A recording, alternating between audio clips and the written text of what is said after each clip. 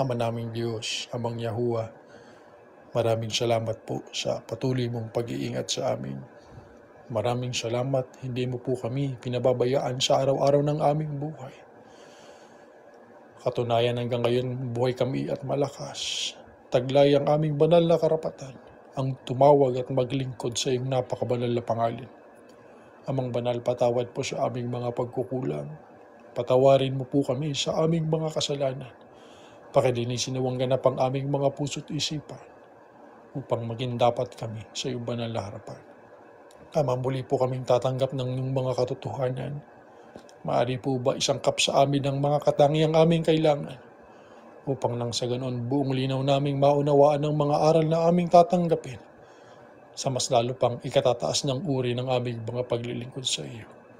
Pakibasbasan mo po ang aming kapatid na mangunguna sa amin sa kanilang pagtuturo, isangkap sa kanila ang mga katalinuhan at karunungan nagmumula sa iyo upang nang sa ganun lahat kami tumibay sa aming pananampalataya sa ikalulugod po ng iyong banal na pangalan.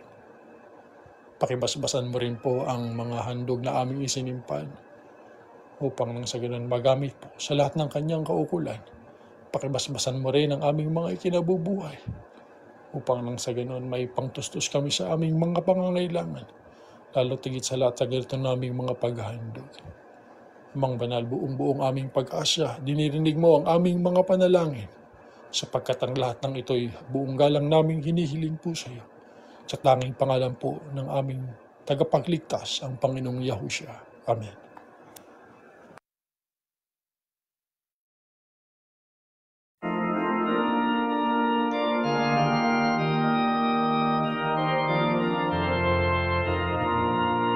Aral ng ating kaligtasan, unawayan ang dinggin. Ihayag na may kagalakan ang mga naiyakuan. Magsinawit ng pagpupuri sa pag-ibig ng Ama. Iinay tunganan niya ang Panginoong Yahushua. At ngayon'y ating ingatan ang pangalan ng dakila, pagkat sa kasihan upang siya'y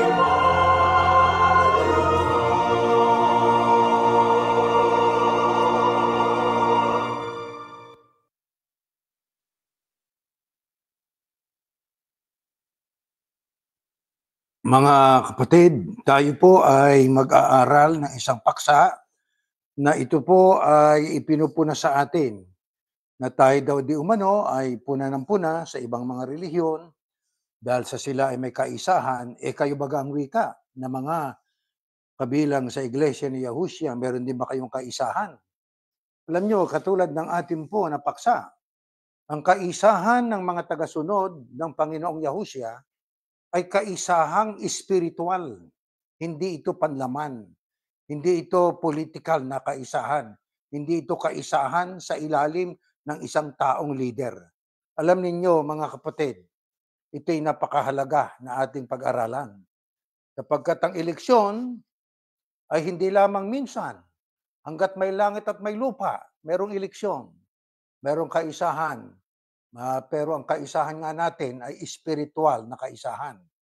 Ang ating pong sistema ng paniniwala, mga kapatid, ay nagbibigay diin sa kahalagahan ng pagkakaisa sa pagitan ng mga individual at mga samahan. Gayunpaman, kailangan nating maglaan ng oras upang lubos nating maintindihan ang mga prinsipyo at halaga na nakapaloob sa konseptong ito, yung kaisahan, bago natin subukang ipatupad o ating gawin sa ating buhay at ating ipatupad sa ating samahan. Ang masusi na pag-uunawa ay makatutulong ito sa atin na magtaguyod ng tunay na koneksyon at matiyak na ang ating mga pagsisikap na magkaisa ay magiging makabuluhan at sa ikaluluwalhati ng Diyos, magiging epektibo kung gayon. Kaya atin pong ituon ang ating pansin sa ating pong pag-aaral na ito, mga kapatid, sapagkat ito po ay ating pong pag-aaralan sapagkat ito'y napakahalagang paksa para wag tayo magkamali sa ating gagawing kaisahan ayon po sa Biblia, ang ating pag-aaralan. Ayon po sa mga talata ng Biblia, ano ang dapat pong pagsikapang gawin ng mga taong bukod sa tinawag na ipinili pa, naging kayahusya na? Pakinggan natin ang unang talata sa ating pag-aaral. Ang Diyos ay tapat, na sa pamamagitan niya'y tinawag kayo sa pakikisama ng kanyang anak na si Yahushua Kristo na Panginoon natin. Ngayon, ipinamamanig ko sa inyo, mga kapatid, sa pamamagitan ng pangalan ng ating Panginoong Yahushua Kristo na kayong lahat, hindi lang isa, lahat ay mangagsalita ng isa lamang bagay at huwag magkaroon sa inyo ng mga pagkakabahabahagi, kundi kayo ay mga lubos sa isa lamang pag-iisip at isa lamang paghatol. Anong dapat pagsikapan ng mga tao na tinawag, pinili, maging kay Kristo na sila? Ito ho'y talatang binasa natin, pahayag ng Apostol Pablo. Ang sabi po riyan, ipinamamanig ko sa inyo, sabi ni Pablo, mga kapatid, sa pamamagitan ng pangalan ng ating Panginoong Yahushua Kristo, na kayong lahat ay mangagsalita ng isa lamang bagay, huwag magkaroon sa inyo ng mga pagkakabahabahagi, kundi kayo'y mga lubos sa isa lamang pag-iisip at isa lamang paghatol. Pag binasa ninyo sa Ingles, ang mga huling bahagi po, and that there be no divisions among you, but that you be perfectly joined together in the same mind, in the same judgment.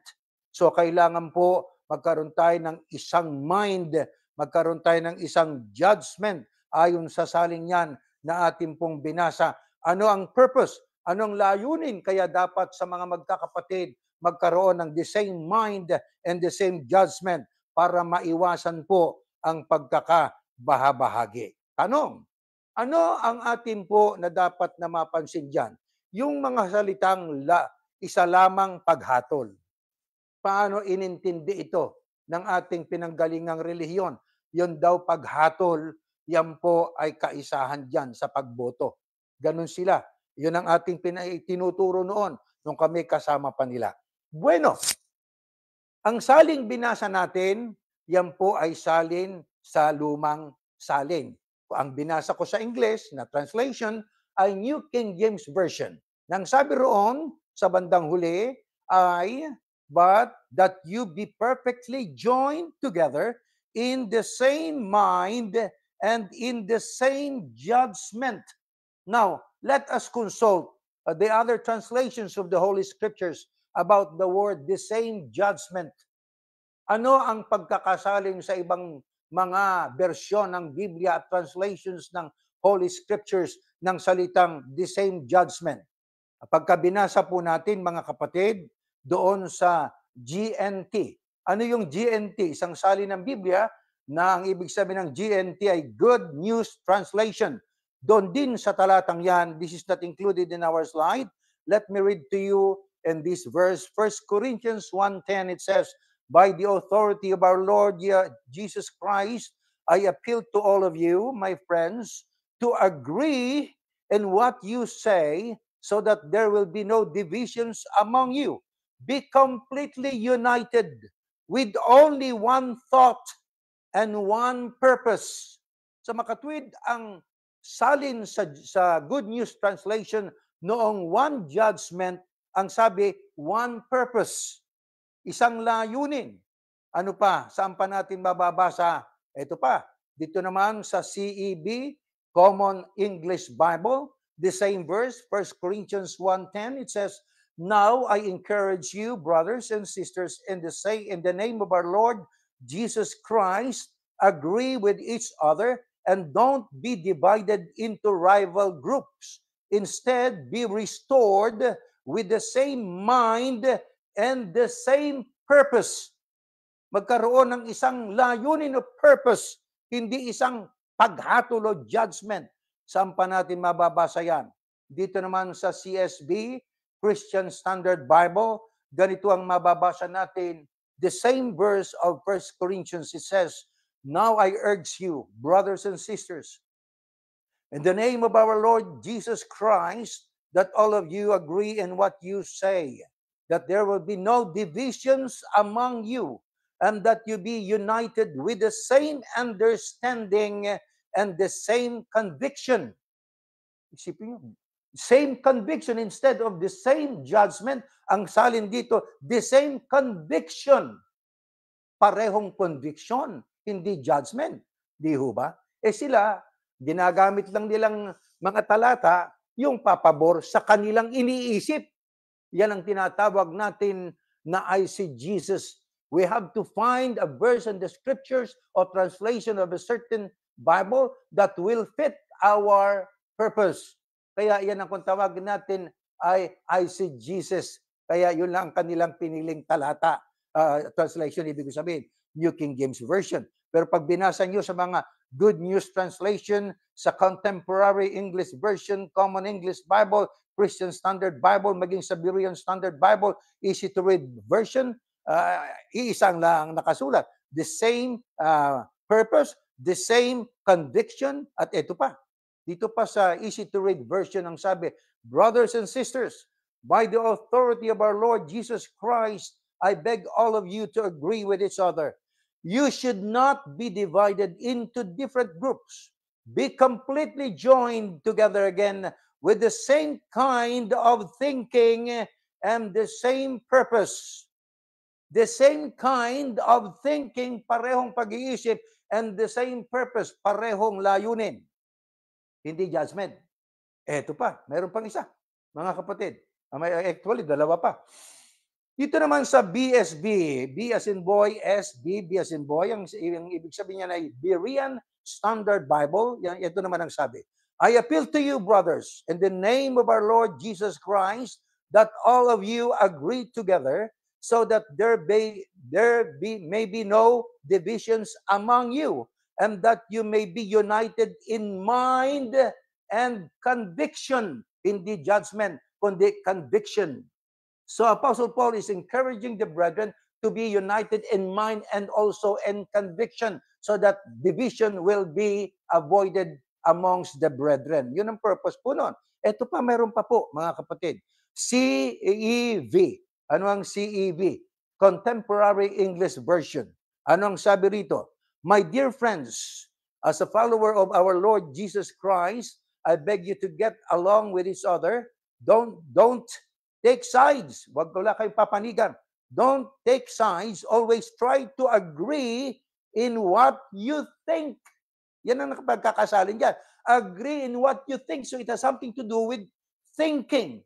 Okay? Conviction. Same purpose. Hindi judgment. O? Kaya maraming mga salin ng Biblia na nakasulat doon ay the same conviction, the same purpose. Ito pa. Meron pa tayong babasahin sa CEV po. Mga kapatid, ito nakasulat. My dear friends, as a follower of our Lord Jesus Christ, I beg you to get along with each other. Don't take sides. Nabasa na po natin. Inuulit lang natin. Always try to agree in what you think. Kaya dapat magkaisa sa iniisip.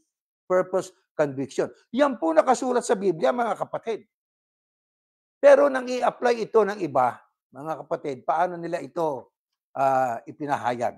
At bakit po sinabi ng Apostol Pablo that the brethren should have one judgment, one thinking, the same conviction, the same purpose? Bakit po? Ito layunin na. Nakasulat. Basahin po natin, mga kapatid. 9 to 12. Next slide. Ito po ang ating mababasa. Ang Diyos ay tapat na sa pamamagitan niya ay tinawag kayo sa pakikisama ng kanyang anak na si Yahushua Kristo na Panginoon natin. Ngayon, ipinamamani ko sa inyo, mga kapatid, sa magitan ng pangalan ng ating Panginoong Yahushua Kristo, na kayong lahat ay magsalita ng isa lamang bagay at huwag magkaroon sa inyo ng mga pagkakabahabahagi, kundi kayo'y mga lubos sa isa lamang pag-iisip at isa lamang paghatol. Sapagkat, eto na, ipinatalasta sa akin tungkol sa inyo, mga kapatid, ng mga kasambahay ni Chloe, na sa inyo'y mga may pagtatalo-talo. Ibig ko ngang sabihin ito na ang bawat isa sa inyo'y nagsasabi, ako'y kay Pablo, ako'y kay Apolos, at ako'y kay Cephas, at ako'y kay Kristo. Mga kapatid, ano itong tagpong binasa natin? pahayag ng Apostol Pablo pagkatapos nating mabasa ang unang Korinto 1:9. Tinuloy lang natin ang 12. Kaya sinabi niya, huwag magkaroon ng mga division sa inyo, kundi magkaroon kayo ng one conviction, one purpose, the same thinking. Bakit? Sapagkat nagkaroon ng pagtatalo-talo. Saan? Sa lugar ng Korinto. Ano yung batayan ng kanilang pagtatalo-talo? Mga kapatid, ang pagtatalo-talo nila ay kung sinong leader ang kanilang sundin. Mayroon dong nagsabi sa 12. Ang sabi ng iba, ako'y kay Pablo. Ako'y kay Apollo, sabi naman ng iba. Sabi ng iba, ako'y kay Cephas o kay Pedro. At ako'y kay Kristo. Ano ibig sabihin? Mga kapatid, nagkaroon ng mga iba't ibang kaisipan ang mga kasama sa kilusang itinatag ng Kristo kung sino ang kanilang susundin. Mga kapatid, kaya ang sabi ng Apostol Pablo kanina, among you, dapat nagkakaisa kayo ng pag-iisip. One conviction, one purpose. Di ba, mga kapatid? Alam niyo, ang loyalty hindi dapat mapunta sa nagturo. Ang loyalty ng mga sama-samang magkakapatid o believers ay hindi mapunta kung sino yung leader. Walang leader dito sa iglesia ni Yahushua. Iisa lang po ang Panginoong Yahushua. Wala tayong invisible at saka visible leader. Ang ating visible at saka invisible in the sense na ang Kristo ay nasa kanan ng Diyos, nasa langit, ay ang Kristo lang. Tayong mga nasa iglesia, samahan ito ng mga believers. Tayo po'y pantay-pantay. May iba't ibang mga gifts, may iba't ibang kaloob gaya ng ating pinag-aralan sa ating podcast. Pero yan pong iba't ibang kaloob, isa lang ang purpose. Nagtutulungan sila. Meron silang mga iba't ibang gawain para sa kabuuan ng iglesia to edify, to strengthen the church or ang samahan ng mga believers. Yan po ang purpose, mga kapatid. Kaya ini-encourage ng Apostol Pablo ang mga magkakapatid noon, maging sa atin sa panahong ito na tayo magkaisa sa pag-iisip, magkaisa sa conviction, magkaisa sa purpose para ating maiwasan ang division o ang pagkakabahagi sa loob ng samahan ng mga mananampalataya. Anong uri po na pag-iisip, mga kapatid, ang magagawa kung ang pagkakaisahan na tinutukoy nila ay pagboto? Ito ang ating mababasa, mga kapatid. Atin munang alamin. Next slide. Ano ba ibig sabihin ng pagboto? Ito ho yan, bago natin ituloy at sagutin yung ating tanong. Ayan, ang sabi, vote is a verb word. Voted, voting.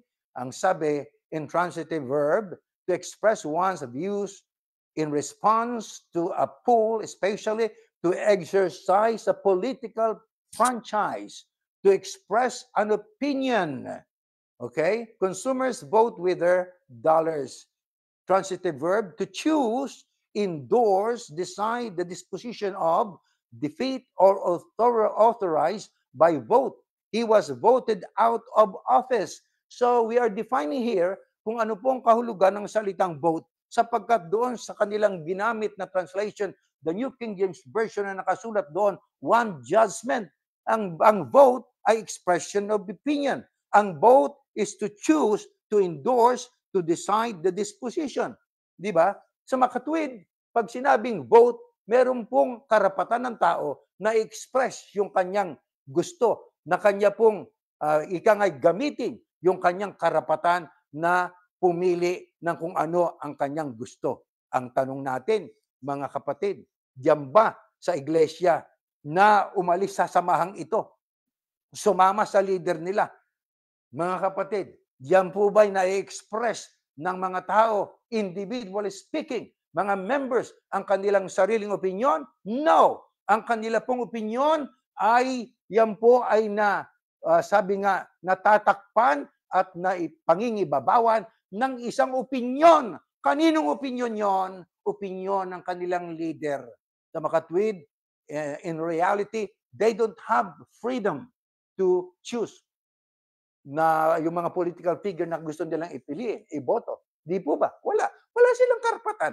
Isinuko nila ang kanilang right of suffrage, ang kanilang karapatan sa isang tao. Bagay na hindi dapat mangyari. Sapagkat ano po yan? Parang isang dictatorship na paraan yan. Di ba? You're just waiting for the dictate of your leader at saka na-suppress yung iyong karapatan na mamili ng sarili mo batay sa opinion mo kung sinong pipiliin mo. Di ba? Bawal yan sa batas ng gobyerno, bawal din yan sa batas ng Panginoon Diyos. Sapagkat ang Panginoon Diyos ang sabi niya, ilalagay ko sa harapan mo ang buhay at kamatayan, ang pagpapala at sumpa, mamili ka. O kita niyo, binigyan ng Diyos ang tao ng sariling opinyon, ang sariling karapatang mamili. Di po ba katulad ng pagboto? Pero bagamat ang Diyos ay naglatag ng pamimilian ng tao, pero ang sabi ng Diyos, piliin yung buhay, piliin yung pagpapala, huwag yung sumpa, huwag yung kamatayan. Yun ang tama kasi, di po ba? Kaya mga kapatid, tatandaan natin, tuwing halalan, may darating pa, malapit na, sa Philippines, sa Amerika, sa Mamdako. Ano, mga kapatid, tatandaan natin na ang ating pong karapatan, huwag nating isuko sa kanginumang leader. Pagka ang leader ay nagturo na dapat niyong isuko ang karapatan niyo sa pagpili, ako lang ang pipili, ako lang ang pipili, magbulay-bulay kayo, mag-isip-isip kayo kung anong klaseng leader yan. Style yan ng North Korea, ng mga komunistang mga bansa. Hindi ho ba? Dictatorship. Hindi namamalayan ng mga miyembro. Kasi kami ho, doktrina kasi yan na dapat pasakop. Oo, pasakop. Sa anong bagay na dapat pasakop? Lahat-lahat?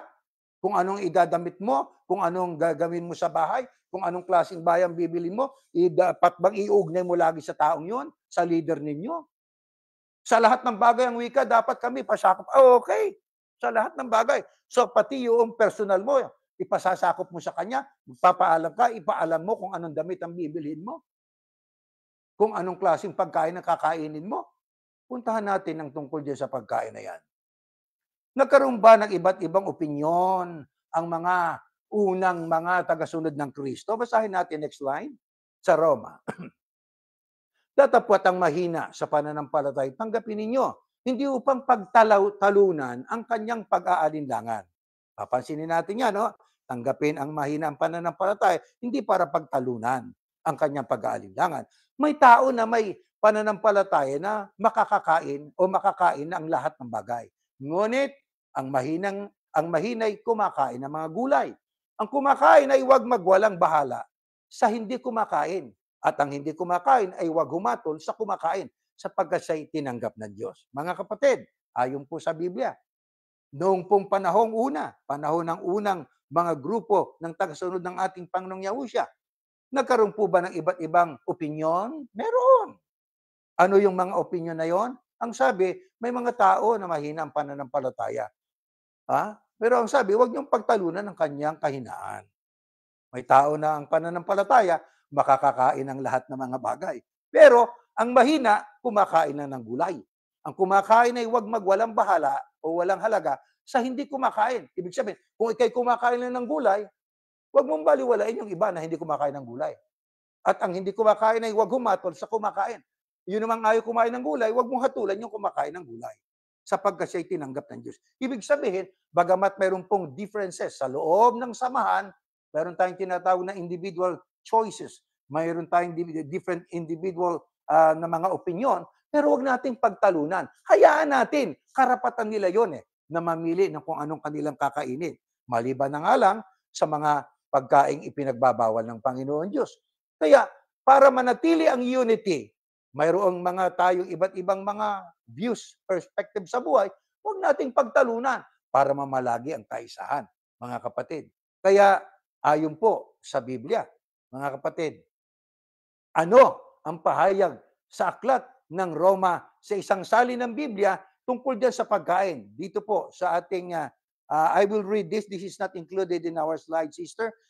In Romans 14:1, sa New International Version, ang sabi, accept him whose faith is weak without passing judgment on disputable matters.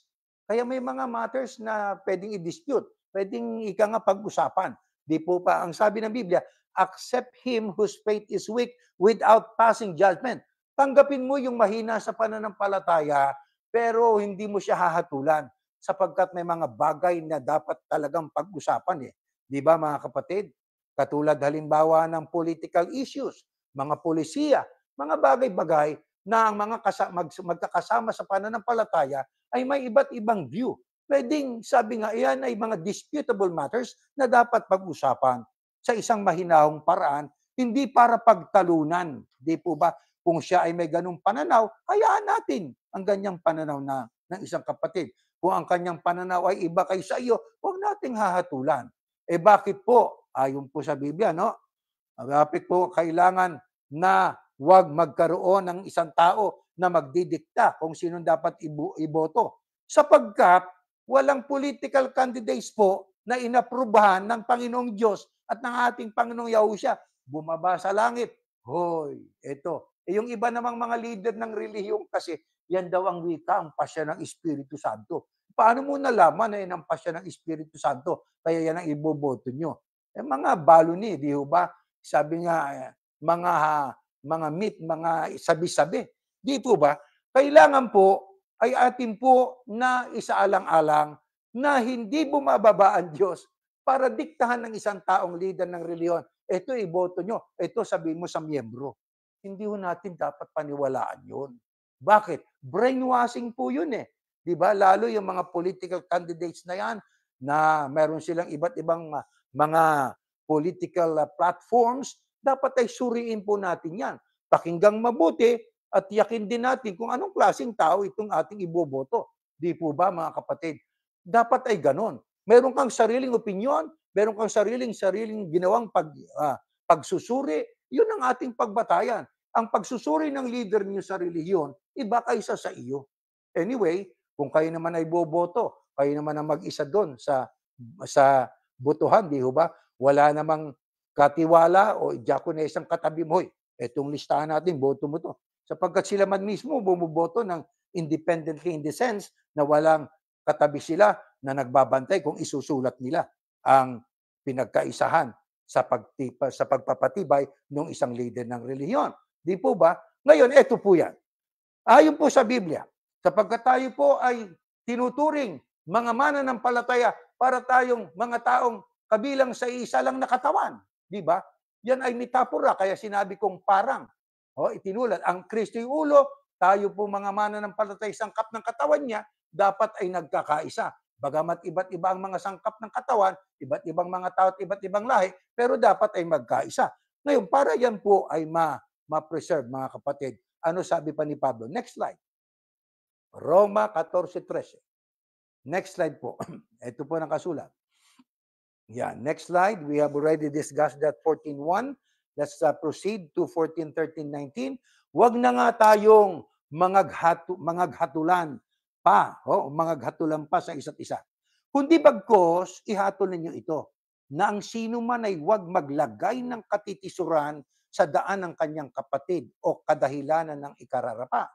Nalalaman ko at naniniwala akong lubos kay Yahushua na Panginoon na walang anumang bagay na marumi sa kanyang sarili. Maliban na doon sa nag-aakala ng anumang bagay ay marumi. Sa kanya'y marumi ito. Sapagkat kung dahil sa pagkain ng iyong kapatid ay naghihinanakit, ay hindi ka na lumalakad sa pag-ibig. Huwag mong ipahamak sa iyong pagkain yung pinagkamatayan ng Kristo. Huwag nga ninyong pabayaan na pagsalitaan ng masama ang inyong kabutihan. Sapagkat ang kaharian ng Diyos ay hindi ang pagkain at pag-inom. Kasi nagkaroon ng pagtatalo noon, di ba? Mahina sa pananampalataya. Huwag niyong pagtalunan. Kung gusto niya gulay lang, huwag namang hatulan ng mga ayaw kumain ng gulay. Kung gusto naman ng iba ay yung kumakain naman ng gulay, huwag hatulan yung ayaw kumain ng gulay. Sabi po rito, tutuloy natin ang pagbabasa. Ito ang sabi niya. Sapagkat kung dahil sa pagkain ng iyong kapatid ay naghihinanakit, ay hindi ka na lumalakad sa pag-ibig. Huwag mong ipahamak sa iyong pagkain yung pinagkamatayan ni Kristo. Huwag nga ninyong pabayaan na pagsalitaan ng masamang inyong kabutihan. Sapagkat ang kaharian ng Diyos, hindi ang pagkain at pag-inom, kundi ang katwiran at ang kapayapaan at ang kagalakan sa Espiritu Santo. Nakita ninyo? Doon tayo dapat magkaisa. Sa katwiran, kapayapaan at ang kagalakan sa Espiritu Santo. Spiritual unity. Di ba? Maaring iba't ibang gusto mong pagkain. Pero hindi doon sa pagkain, pag-inom, ang kaharian ng Diyos nakabatay. Hindi. Sapagkat ang sa ganito ay naglilingkod kay Kristo o sa Kristo ay kalugod-lugod sa Kanya o sa Diyos at pinatutunayan ng mga tao. Kaya nga, sundin ang mga bagay na makapapayapa at ang mga bagay na makapagpapatibay sa isa't isa. Maliwanag po yan. Mayroong individual differences, iba't ibang pagkain gusto ng iba't ibang kapatid natin sa samahang ito. Hayaan natin, huwag natin pagtalunan. Hindi naman nakabatay sa pagkain, iniinom natin ang kaharian ng Diyos eh. Anong dapat natin gawin? Sundin ang mga bagay na makapapayapa at mga bagay na makapagpapatibay sa mga kapatid. Mga kapatid, anong isa sa basihan? Isa sa mga basihan ng mga sumasampalataya sa ating Panginoong Yahushua na kaya tayo po ay dapat bumoto daw na isa, na nagkakaisa, yung black voting. Basahin nga natin ito, mga kapatid. Mateo 22:21. Ito, sinabi nila sa kanya, kay Cesar, nang magkagayo sinabi niya sa kanila, kaya't ibigay ninyo kay Cesar ang kay Cesar at ang sa Diyos. Ito po ay isang tagpo ng ang Kristo na sa lupa pa. Ano? Alam nyo, binanggit natin ang voting. Ang sabi nga, decisions about who to vote for should not be dictated by church leader. Rather, members should be permitted to have their own opinions regarding these things or matters, mga kapatid. Yung pagboto. Hayaan natin ang mga miyembro. Ang Diyos ang nagbibigay ng karapatan, kinuha mo yung karapatan at ikaw lang magdidikta. Bawal yon. Mulat, gising, mga kapatid. Ang sabi nga, why should the church not dictate who to vote for? There are no political candidates that are approved by Yahuwah. Totoo naman talaga yun eh. Di ba? Walang taong politiko na inaprubahan ni Yahuwah. Dito sa ating binasa, mga kapatid, maliwanag yan. Nang sabi, ibigay kay Cesar, ang sabi, sinabi nila sa kanya, kay Cesar. Nang magkagayo sinabi niya sa kanila, kaya't ibigay niyo kay Cesar ang kay Cesar at ang sa Diyos ay sa Diyos. Ito pong talatang ito ay dapat nating pag-aralang mabuti. Kasi ito po ay kanilang pinagbabatayan. Ayan, kita ninyo. Kay Cesar ay pagboto. Ang pang sa Diyos ay magkaisa. Ganon nila ini-interpret po yan, mga kapatid.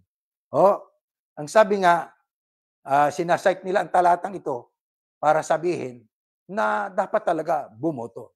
Tungkulin natin yan eh. Totoo naman talaga na tungkulin natin ang bumoto. Pero sa pagboto po natin, mga kapatid, ay meron po na hinihikayat tayo ng mga leader natin dati. Magkaisa tayo sa pagboto. Isa lang ang boto. Para magkaisa boto, isa ang pipili, isang mamimili. At yung pinili ng isang yon ang ating pagtibayin para magkaisa tayo. Ngayon, mga kapatid, ang sabi diyan, kaya't ibigay nyo kay Cesar kay Cesar at ang sa Diyos. Si Cesar ay gobyerno. Pagboto'y tungkulin sa gobyerno. Ang sa Diyos naman ay magkaisa. Ganon nila ini-interpret. Therefore, magkaisa sa pagboto. Antindi, mga kapatid. Ngayon, ating alamin. Bakit po sinabi ng Kristo na ibigay kay Cesar ang kay Cesar at ang sa Diyos ay sa Diyos? Liwanagin natin. Nasa Biblia din. Next slide. 22:17-18.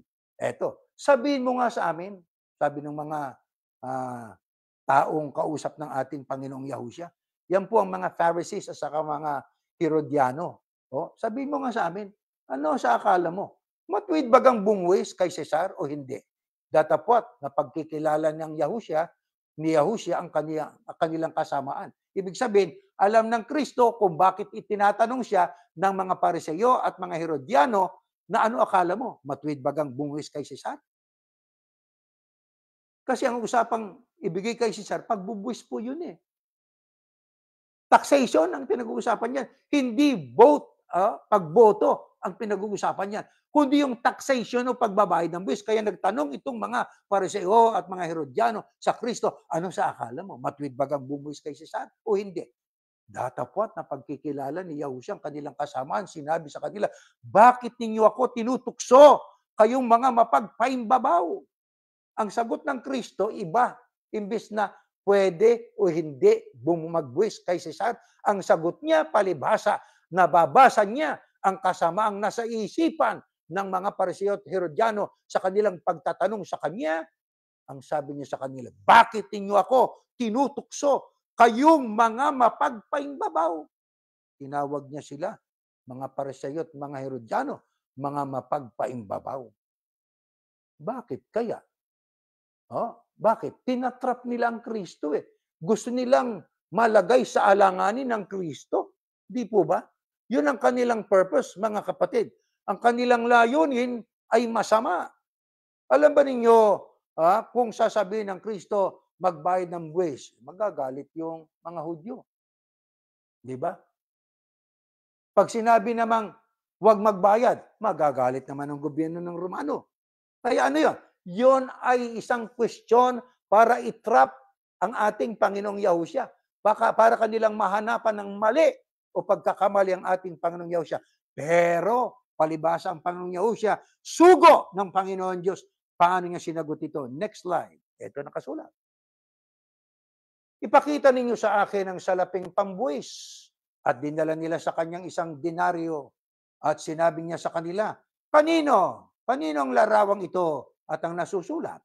Sinabi nila sa kanya, kay Cesar. Nang magkagayoy, sinabi niya sa kanila, kaya't ibigay ninyo kay Cesar ang sa kay Cesar. At ang sa Diyos, ang sa Diyos. At pagkarinig nila nito, ay nagsipanggilala sila at siya'y iniwan at nagsiyaon. Akala nila maiipit nila ang ating Panginoong Yahushua.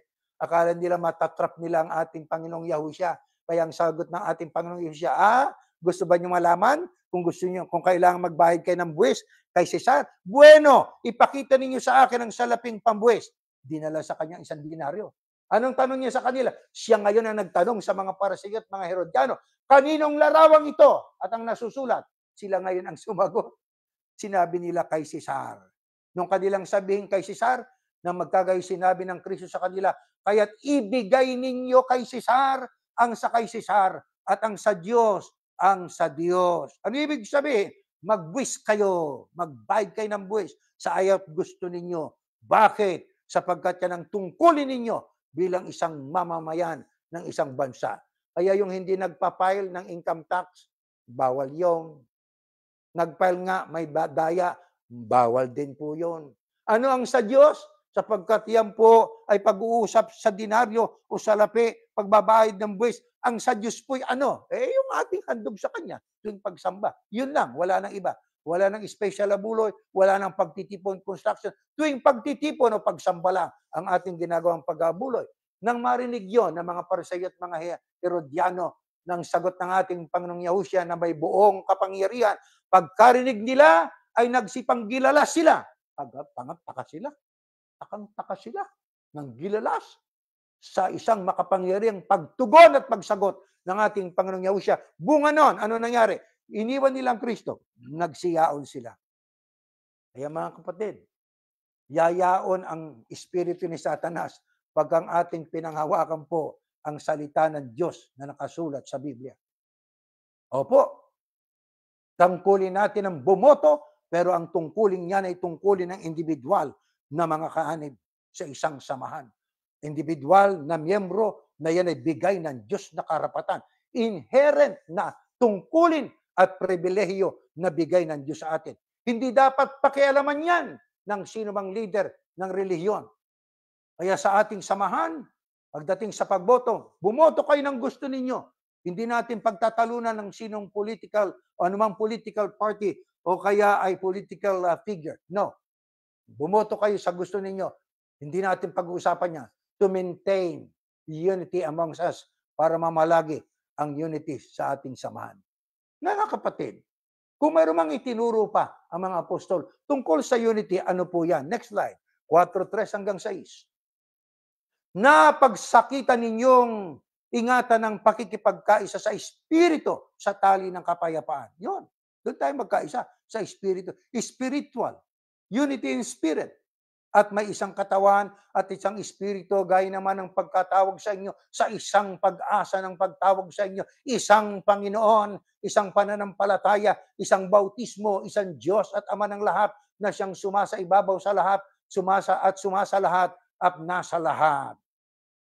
Anong unity ang itinuro pa sa atin ng mga apostol na ito ang dapat nating maunawaan? Itinuro noon at ito'y aplikable hanggang sa ating panahon. Ang sabi ng Biblia, pakikipagkaisa sa Espiritu sa tali ng kapayapaan. Yan ang tinatawag nating unity in spirit.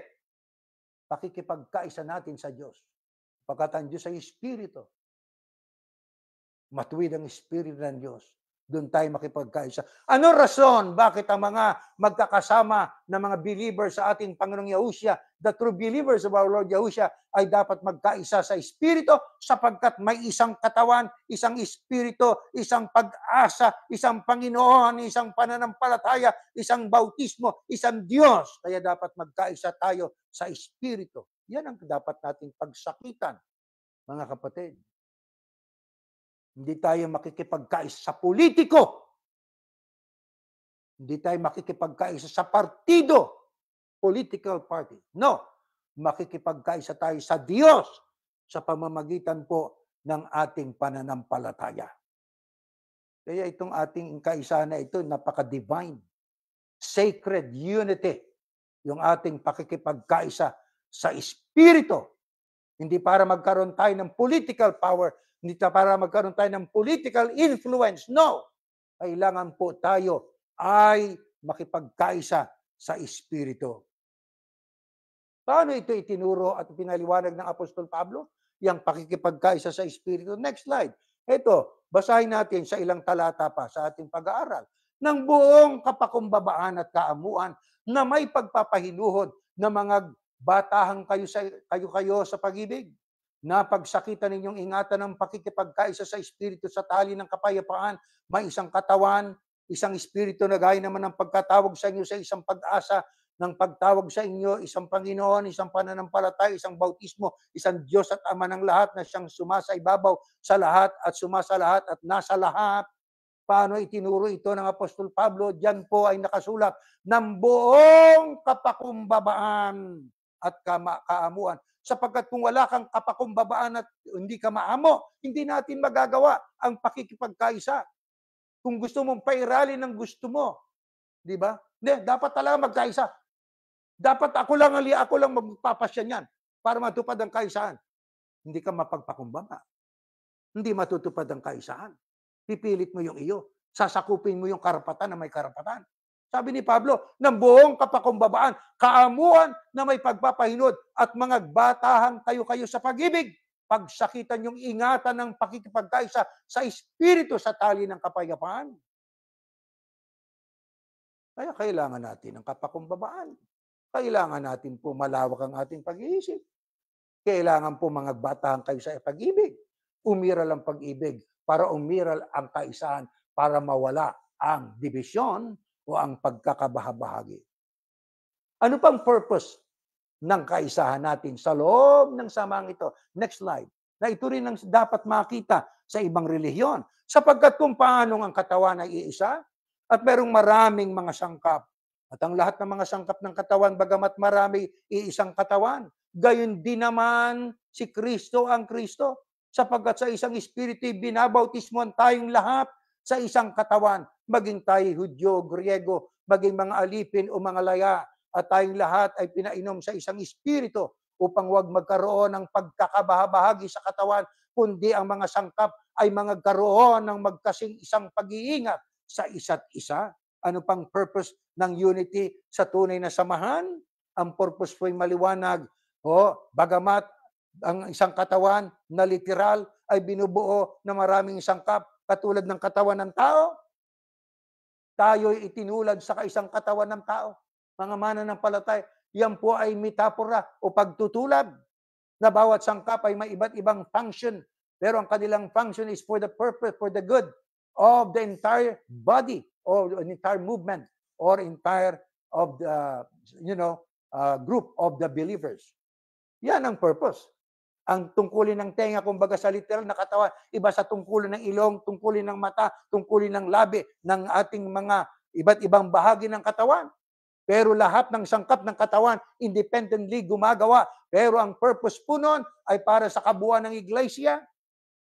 Para po, ang sabi ng Biblia, ay huwag magkaroon ng pagkakabahabahagi sa katawan. Nakita ninyo? mga kapatid. Gumagawa na nagkakaisa, synchronize. Meron po silang unity. Ang function nila, bagamat nagkakaiba-iba, pero ang kanilang purpose ay isa. Ano yun? For the good of the entirety of the believers. Yan ang purpose. To edify the members. Para tumibay at lumakas ang pananampalataya ng bawat isa. Hindi yung bumoto nga, nagdamdam naman. Lumakas ba yun? Hindi. Bakit? Alam niya, na-deprive yung karapatan niya. Di ba? Ngayon, paano natin ma-maintain? Yung ating pong kaisahan, yung harmony sa mga magkakapatid na sumusunod ka sa Kristo. Next slide, ito nakasulat sa aklat ng Pilipos. Pakinggan natin. Kaya nga, kung mayroong anumang kasiglahan kay Kristo o sa Kristo, kung mayroong anumang kaaliwan ng pag-ibig, kung mayroong anumang pakikisama ng Espiritu, kung mayroong anumang mahinahong awa at habag, ay lubusin ninyo ang aking katuwaan, sabi ni Pablo, upang kayo magkaisa ng pag-iisip. Nakita ninyo? The same thinking, the same conviction, the same purpose, mangagtaglay ng isa ring pag-ibig. Isang pag-ibig. Pag-ibig na wagas. Na magkaisa ng akala at isa lamang pag-iisip. Nakita ninyo? Na wag ninyong gawin ang anuman sa pamamagitan ng pagkakampi-kampi o sa pamamagitan ng pagpapalalo.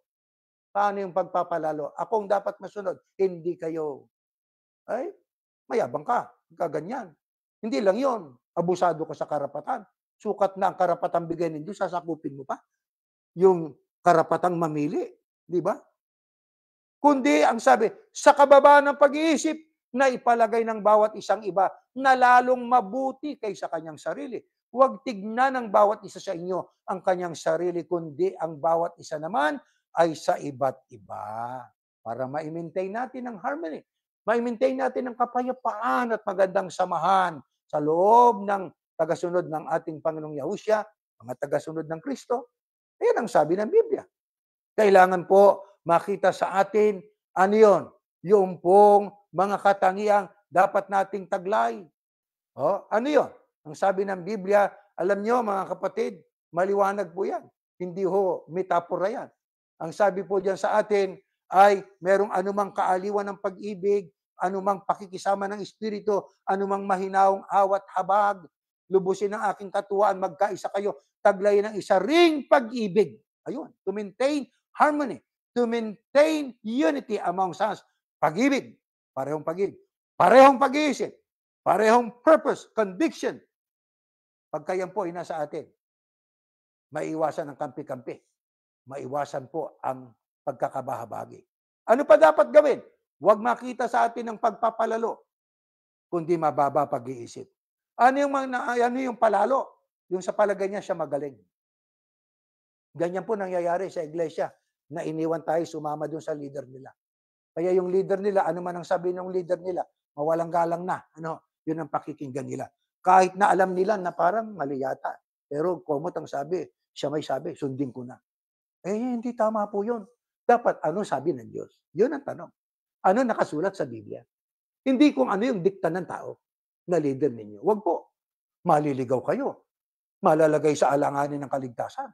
Kailangan po talaga, katulad ng mga Beryano, nagturo ang Apostol Pablo, pero hindi sapat na sila ay tuwang-tuwang makinig. Siniyasat nila.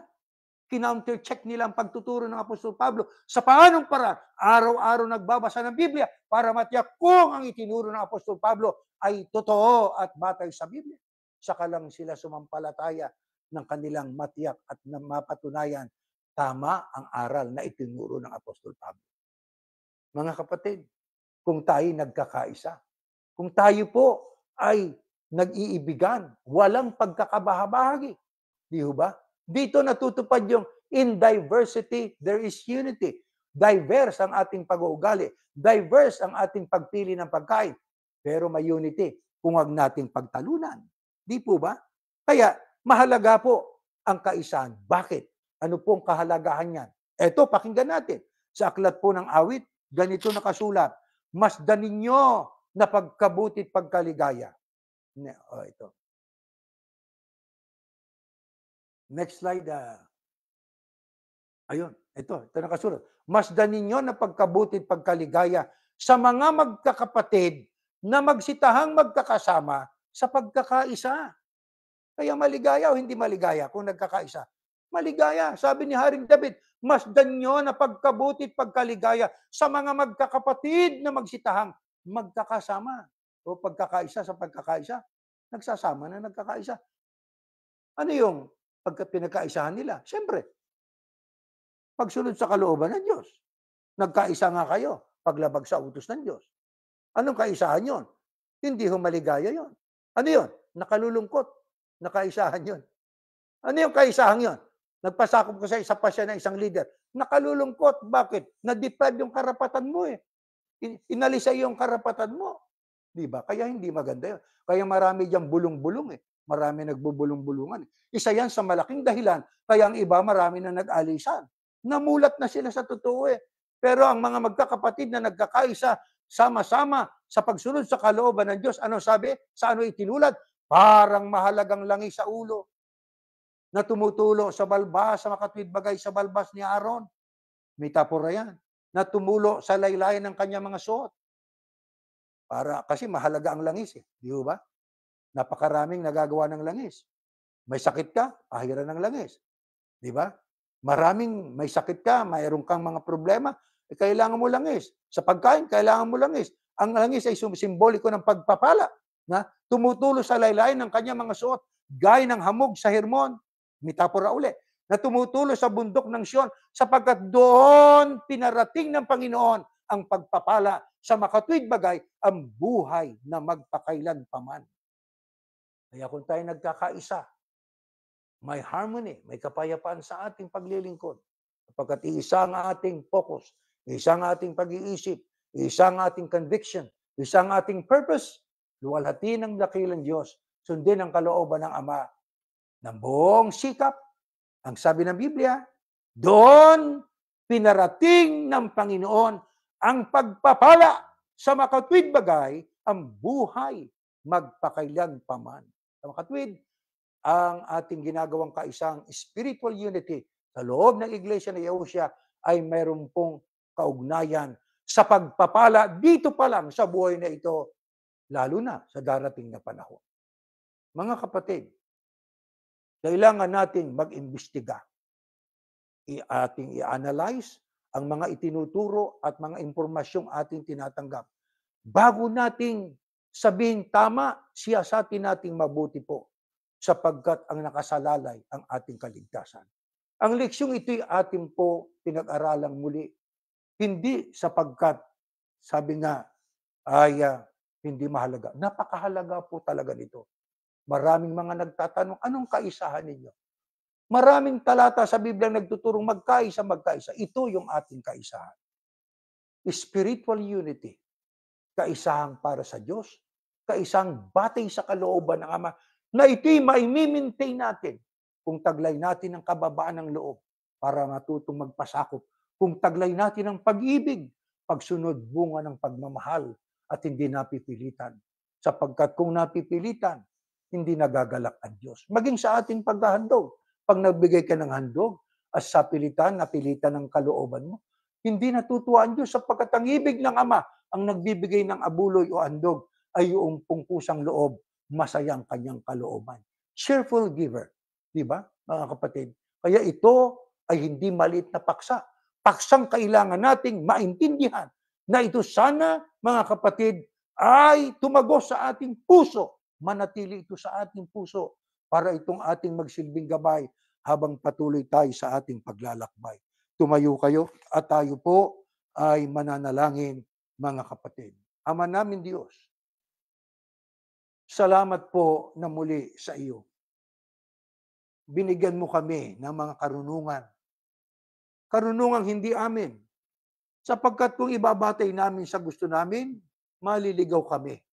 Mamamali ang amin po na paglilingkod. Ikaw ang nagturo ng kaisahan sa iyong mga lingkod. Mga taong sumunod sa iyong bugtong na anak. Kaya naman, Panginoon, tinuruan din kami ng kaisahan. Ito'y isang kaisahang espiritual para kami ay mapalapit sa iyo at hindi mapalapit sa kanuman tao, maging sa mga taong politiko. Hinihiling namin, mamalagi sa amin ang kababaang loob, pag-ibig, at isang pag-iisip, isang konbiksyon na itong aming dapat na pagsikapang gawin ang kami magkaisa sa pagsunod sa iyo at sa iyong bugtong na anak. Ibigin mo sana ng aral na ito ay mamalagi po sa aming mga puso, sapagkat kung saan mayroong kapayapaan sa mga magkakapatid, nandoon ka. Ikaw po, Panginoon, ay Diyos ng kapayapaan at hindi ka Diyos ng kaguluhan. Binigyan mo rin kami ng karapatan, katutubong karapatan ng mamili. Huwag naming ipasakop ito sa tao, sa aming kapwa. Ito'y karapatang bigay mo sa amin. Walang makababawi nito, Panginoon. Hindi namin dapat isuko ito kahit kanino. Kaya sana magising ang marami naming mga kasama dati sa katotohanan ito, para Ama, sila'y makapagbalik loob sa iyo. Ang masunod ay ang gusto mo na kami magkaisa sa pagsunod sa iyong kalooban. Purihin ka, dakilang Yahuwah. Sinasamba ka ng aming mga kaluluwa at aming hinihiling, patnubayan mo po kami samahan sa nalalabing mga taon ng aming buhay. Salamat po. Nagdagdag ka ng mga araw at taon sa aming buhay. Bagay na ikaw lang ang makagagawa. Sa kabila ng mga kahirapan, karamdaman, alam namin ikaw po, Ama, ang siyang aming Diyos na napakabait. Hindi namin malirip ang kabutihan mo. Patuloy mo lamang kaming samahan. Huwag mo po kaming iiwan. Opo, konti kami sa bilang, napakakaunti. Subalit natitiyak namin, konti man kami pero sinusunod namin ang gusto mo, Panginoon. Kaya dagdagan mo kami ng pananampalataya. Pagalingin ang mga may sakit. Maawa ka sa mga inaapi. Maawa ka sa buong sangkatauhan na maging sa mga lider ng mga bansa at mga relihiyon. Pag natuto sila sa tama, isuko nila ang lahat ng kanilang gusto. Maging ang mga propiedad na nasa ilalim ng kanilang kapangyarihan, magbalik loob sila sa iyo sapagkat walang kaligtasan pagdating sa kayamanan. Ang tunay na kaligtasan ay ang katubusan at ang pagsunod sa iyong banal na kalooban. Ito hinihiling namin sa pag-asang tinanggap mo sa ngalan po ng iyong anak, ang Panginoong Yahushua na aming tagapagligtas. Amen.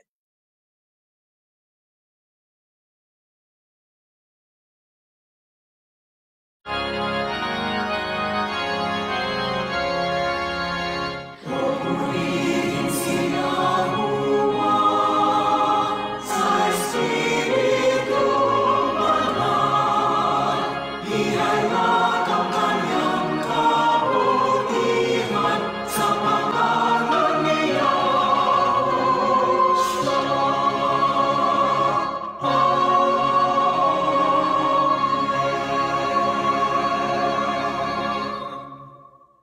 Biyayang pagliligtas ng ating Panginoong Yahushua, ang pag-ibig ng Diyos na si Yahuwah, at ang patuloy na pagkikipisan ng Espiritu Santo, sinawang sumating lahat ngayon at magpakailanman. Amen. Mga kapatid, meron tayong mga tagubilin. You can give your donations at www.upirpa.com and offerings doon sa churchofyahushua.org. Patuloy nating ipanalangin gaya ng ating mga nabanggit na sa maraming beses. Panalangin natin ang lahat ng mga tao, leader ng mga bansa, leader ng mga taong na mayroong kinasasakupang mga taong mananampalataya. Pati mga taong may kapangyarihan, mayayaman, na sana makapag-isip sila ng mga bagay na tama para sa ikapapayapa at tayo mabuhay na mapayapa at makapaglingkod ng ayon sa kalooban ng Ama. Mga kapatid, mag-ingat po tayo hanggang diyan, hanggat maaari po, tayo po ay laging maging mapanalanginin sa lahat ng sandali, lalo na po sa panahon natin ngayon. Hanggang diyan po at tayo po ay natatapos na sa pagsamba.